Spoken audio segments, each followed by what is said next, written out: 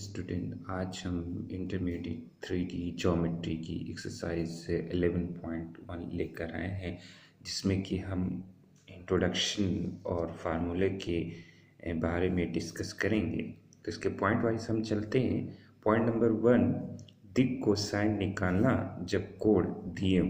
मतलब हमें दिक् कोसाइन ज्ञात करना है, लेकिन ये तभी ज्ञात करना है जब उसके कोण दिए गए होंगे। मान लीजिए कि ये हमारे एक कोऑर्डिनेट हैं, ये x अक्ष हो गया, ये y अक्ष हो गया, ये z हो गया, और OP एक रेखा है जो ओरिजिन यानी O से जा रही है और इसके समांतर रेखा AB है, और हम A से B की ओर जब डायरेक्शन में घूमेंगे तो ये पॉजिटिव डायरेक्शन होगी। और मान लीजिए कि ये OP जो लाइन है, रेखा है, ये x अक्ष के साथ अल्फा कोण बनाती है और y अक्ष के साथ बीटा कोण बनाती है और z अक्ष के साथ गामा कोण ये बनाती है। तो अगर हमें इसके दिक् कोसाइन यानी डायरेक्शन कोसाइन ज्ञात करने हैं और a से b की ओर तो पॉजिटिव होगा, तो इसका formula L is equal cos alpha, M is equal cos beta और N is equal cos gamma हो जाएगा। यदि B से A की ओर हम चल रहे हैं, B से A की ओर अगर हम चलेंगे तो यानी अपोजिट साइन में हो जाएगा, तो ये माइनस में हो जाएगा, तो ये हमेशा 180 में से माइनस होगा। तो L is cos pi minus alpha means minus cos alpha, M cos pi minus beta means minus cos beta, N is cos pi minus gamma minus cos gamma हो जाएगा। फॉर एग्जाम्पल से हम इसको समझ सकते हैं। एग्जाम्पल जैसे 3 angle दिए हैं, 30 डिग्री, 60 डिग्री, 90 डिग्री हो, तो हमें इसकी दिक् कोसाइन अगर हमें ज्ञात करना हो तो L फार्मूला लगाएंगे। L is equal cos alpha cos 30 की value √3/2, M is equal cos beta में से कॉस बीटा जो है वो 60 डिग्री हो जाएगी, तो कॉस 60 की वैल्यू जो है वो 1.2 हो जाएगी। N cos gamma means gamma 90 degree हो जाएगा, 90 डिग्री कॉस की वैल्यू हो जाती है 0। इसी तरीके से हम इसको फाइंड आउट करेंगे। पॉइंट नंबर 2 हमको बताता है कि दिक् अनुपात दिए होने पर दिक् कोसाइन ज्ञात करना। यानी अब हमें जो है एंगल नहीं दिए होंगे, बल्कि हमें दिक् अनुपात दिएंगे, यानी किसी पॉइंट के कोऑर्डिनेट होंगे, जैसे 2, 3, 4, इस तरीके से कॉर्ड जो है इन्हें दिक् अनुपात कहा जाता है, या कोसाइन डायरेक्शन रेशियो इनको कहते हैं। और इन्हीं डायरेक्शन रेशियो की मदद से हमको निकालना होता है। तो हमको पता है कि अगर OP एक लाइन हो, उसके पैरेलल एक लाइन हो, और जब दोनों पैरेलल हो जाएंगी, अगर OP AB लाइन के पैरेलल होगी तो हमेशा उसमें एक वेरिएबल जो है या कांस्टेंट जो है वो मल्टीप्लाई में होगा, तो AB बराबर वो कांस्टेंट हम R ले लेते हैं, R इंटू OP हो जाएगा। और यह हम पहले पढ़ चुके हैं कि समांतर में वेक्टर A बराबर लेमडा, वेक्टर लेमडा जो होता है वही एक कांस्टेंट होता है जो उसके साथ में मल्टीपल में लिया जाता है। तो हम इसको लिख सकते हैं A बराबर AB, अगर A ले लें इसका कांस्टेंट R हो जाएगा, L वो लाइन के ले लेंगे रेशियो में होगा, तो A इज इक्वल LR हो जाएगा। ये क्वेश्चन हो जाएगा। उसी तरह अगर हम B लेके चलें Y अक्ष पे तो B इज इक्वल MR हो जाएगा। अगर हम Z अक्ष पे लेकर चलें तो Z अक्ष पे चलेंगे तो ये हो जाएगा C इज इक्वल NR हमारा हो जाएगा। तो अब तीनों इक्वेशन को हम वर्क करके जोड़ लेंगे। तो वर्क करके जब जोड़ेंगे तो लेफ्ट साइड में A स्क्वायर का स्क्वायर हो जाएगा, B स्क्वायर का C स्क्वायर, ये तीनों प्लस हो जाएंगे। इसके सामने के square L square R square plus M square plus R square plus N square plus R square हो जाएगा। R स्क्वायर हम इसमें कॉमन ले लेंगे।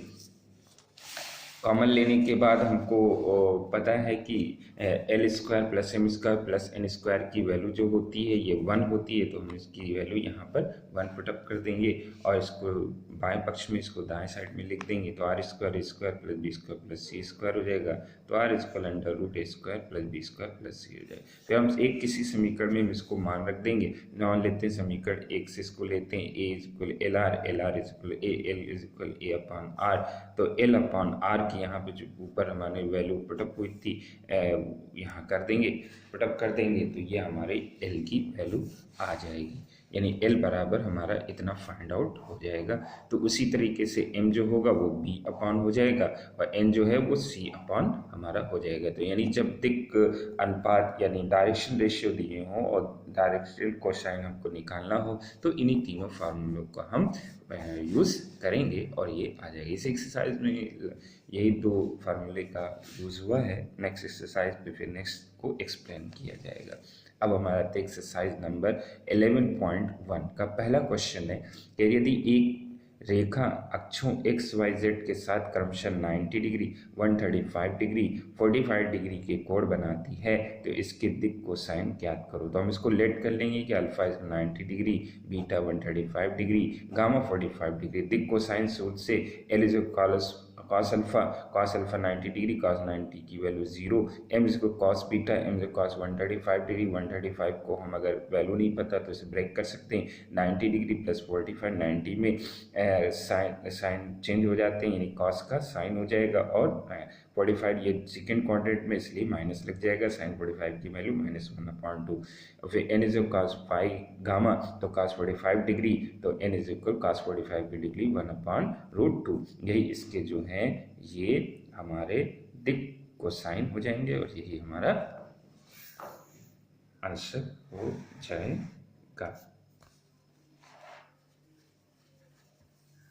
अब हम चलते हैं क्वेश्चन नंबर 2 की ओर।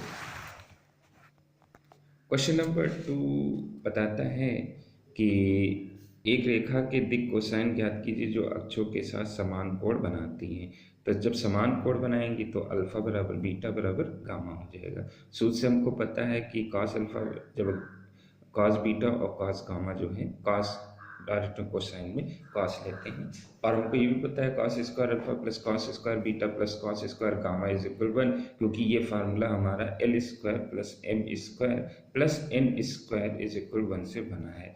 अब जब सारे एंगल इक्वल हैं तो सभी को हम अल्फा बना देंगे, यानी cos बीटा को भी हम अल्फा कर देंगे, cos गामा को भी cos अल्फा के रूप में चेंज कर देंगे। ये तीनों सेम हो जाएंगे, तीनों को ऐड कर देंगे तो 3 cos अल्फा इज इक्वल 1 हो जाएगा। तो cos square alpha 1/3 cos plus -√3। तो हमको पता है कि ये एल में होते हैं तो एल इज cos प्लस 1/3। ये तीनों इक्वल है इसलिए तीनों की जो वैल्यू होगी वो सेम हो जाएगी और यही हमारा आंसर हो जाएगा। क्वेश्चन नंबर 3 देखते हैं। कहते हैं यदि एक रेखा के दिक् अनुपात -18 इतने हैं तो इसकी दिक् कोसाइन। अब आप देखिए यहाँ पे दिक् अनुपात दिए हैं तो जो पहला हो जाएगा इसको हम ए का लेट कर लेंगे, इसको बी लेट कर लेंगे और इसको सी लेट कर लेंगे। तो a इज इक्वल -18 हो जाएगा, b 12 हो जाएगा और c -4 हो जाएगा। फिर हम इसका under square B square plus C square find out कर लेंगे। तो अंडर-18 का होल स्क्वायर, 12 का होल स्क्वायर और -4, 18 18 324, 12 144 और 4 4 16, सबको ऐड करेंगे 484 हो जाएगा। इसका स्क्वायर रूट 22 हो जाएगा। अब हम सूत्र चलेंगे दिक् अनुपात दिए होने पर दिक् कोसाइन ज्ञात करना। तो इसका फार्मूला होता है L = a/√² b square plus C square. a की वैल्यू -18, अंडर रूट की वैल्यू हम पहले ही फाइंड आउट कर चुके हैं तो 22 इसे डिवाइड कर देंगे। 2 9 18, 2 1 2 1 यानी -9/11 हो जाएगा। फिर m की वैल्यू हम रख देंगे तो b/√b² प्लस b b की वैल्यू 12 हो जाएगा और इसकी वैल्यू और 22 हो जाएगी रूट की। फिर इसको कट कर देंगे 2 6 12, 2 1 2 1 तो 6/11 जो है ये m हो जाएगा। फिर n इज इक्वल हो जाएगा c/√² b² प्लस c की वैल्यू -4 अब हम इसको कैंसिल करेंगे 2 से 2 2 4 2 1 2 1 यानी हो जाएगा -2/11। तो ये जो हमारे निकलेंगे यही जो है हमारे दिक् कोसाइन हो जाएंगे जो कि दिक् अनुपात दिए होने पर हमें पता हुए हैं। अब चलते हैं क्वेश्चन नंबर 4 की ओर। क्वेश्चन नंबर 4 हमको बताता है ये दर्शाइए कि बिंदु 2, 3, 4 -1 -2 और -4 5 8 7 सन्निहित है। सन्निहित मतलब एक रेखा पर ही है या एक रेखा इन तीनों बिंदुओं से होकर जाती है। तो हम इसके 3 पॉइंट ले लेंगे ए बी और सी। ए पे हम इसका कोऑर्डिनेट लिख देंगे, बी पे इसके कोऑर्डिनेट, सी के कोऑर्डिनेट। सबसे पहले हम ए बी निकालेंगे तो ए बी निकालने के लिए हम करेंगे बी माइनस है। ए बी मतलब बी माइनस है यानी बी में से ए का जो है कोऑर्डिनेट माइनस हो जाएगा यानी -1 -2 हो जाएगा, -2 -3 हो जाएगा और 1 -4 हो जाएगा। -1 -2 -3 -2 3 - 5 और 1 - 4 - 3 हो जाएगा। ये हमारे क्वाड्रेंट। अब इसी तरह से हम BC निकाल लेंगे, तो BC भी वही फार्मूले से अप्लाई करेंगे, यानी C - B, यानी 5 में से -1 गया तो ये प्लस हो गया, 8 में से -2 गया तो +8 हो गया, 7 में से 1 गया तो -7 हो गया, तो 5 + 1 6, 8 2 10, 7 में से 6 हो गया। फिर समांतर अब हम देख रहे हैं कि यहाँ पे जो कोऑर्डिनेट हैं जो हमको मिले हैं वो -3 -5 -3 हैं, और BC के 6, 10, 6 ये दोनों इक्वल नहीं। अगर ये दोनों इक्वल हो जाएंगे तो आंसर यहीं पे हो जाता है कि AB = BC, यानी AB कोऑर्डिनेट इसके इक्वल हैं, इसलिए ये दोनों समांतर हैं। लेकिन यहाँ पे इक्वल नहीं है, तो हमें पता है कि जो समांतर होते हैं तो उनमें एक समान रेशियो चलता है, तो हम रेशियो का देख लेंगे। A1/A2 = B1/B2 = C1/C2। अगर तीनों इक्वल हो जाएंगे तो वो जो है संरेख हो जाएंगे। तो हम इसकी वैल्यू रख दें A1 की, ये इसको A1 ले लेंगे, इसको A1 लेंगे, इसको C1 हो जाएंगे, ये A2 हो जाएगा, B2 ये C2, उनको अपान में रख के कैंसिल करेंगे। 3 × 1 = 3, 3 × 2 = 6, 5 × 1 = 5, 5 × 2 = 10, 3 × 1 = 3, 3 × 2 से -1/2 -1/2 आ जाएगा, और तीनों इक्वल हैं, इसलिए हम कह सकते हैं कि ABC बिंदु संरेख हैं। अब आ जाते हैं क्वेश्चन नंबर 5 पे। क्वेश्चन नंबर 5 कहता है कि एक त्रिभुज की भुजाओं की दिक् कोसाइन ज्ञात कीजिए यदि उनके शीर्षों के निर्देशांक क्रमशः इतने इतने और इतने हैं। तो हम एक ट्रायंगल बना लेंगे, ABC, A पे A की कोऑर्डिनेट, B के B की कोऑर्डिनेट, C पे C पर। तो उसी तरह हम AB के दिक् कोसाइन पहले ज्ञात करेंगे, तो AB लिख देंगे। अब इसके दिक् अनुपात निकालेंगे, तो AB है, AB मतलब B माइनस से हो गया, तो -1 में से 3 चला जाएगा, 1 में से 5 चला जाएगा, 2 में से -4 चला जाएगा, तो -1 -3 1 -5 2 + 4 माइनस है तो +4 2 6 4 -4 3 -4 हो गए, ये हो जाएंगे। इसको हम लेट कर लेंगे, पहले जो कोऑर्डिनेट होगा इसको A लेट कर लेंगे, दूसरे को B कर लेंगे, और तीसरे रेशियो को C कर लेंगे। अब उसका अंडर रूट निकाल लेंगे, √² + B² + C², तो √4² - 4² + 6², 4 4 16, 4 4 16, 6 is 36, इसका आ जाएगा 68, 68 का स्क्वायर रूट निकालेंगे तो हो जाएगा 2√17। तो दिक् कोसाइन ज्ञात करना, जबकि दिक् अनुपात दिए गए हों, यानी दिक् कोसाइन हमको बताना है, इसके सभी भुजाओं के दिक् कोसाइन बताने हैं, और दिक् अनुपात से हम निकाल लेंगे। तो अब हम दिक् अनुपात दिए होने पर दिक् कोसाइन का जो फार्मूला होता है उसको हम यूज़ करेंगे, और सिंपली हम उसको यूज़ कर देंगे।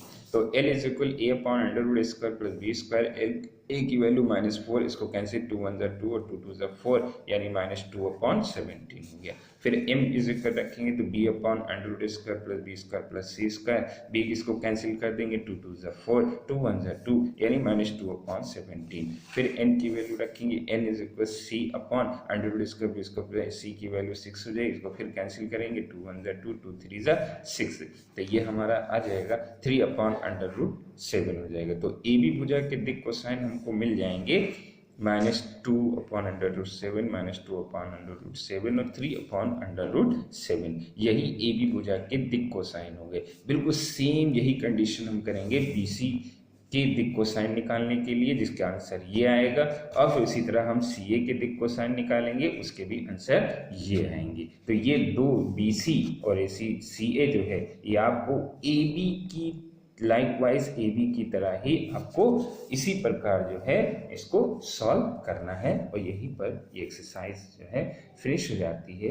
नेक्स्ट टर्न पर नई exercise 11.2 with introduction and formula और विद एक्सरसाइज के साथ एक्सप्लेन किया जाएगा। Thank you.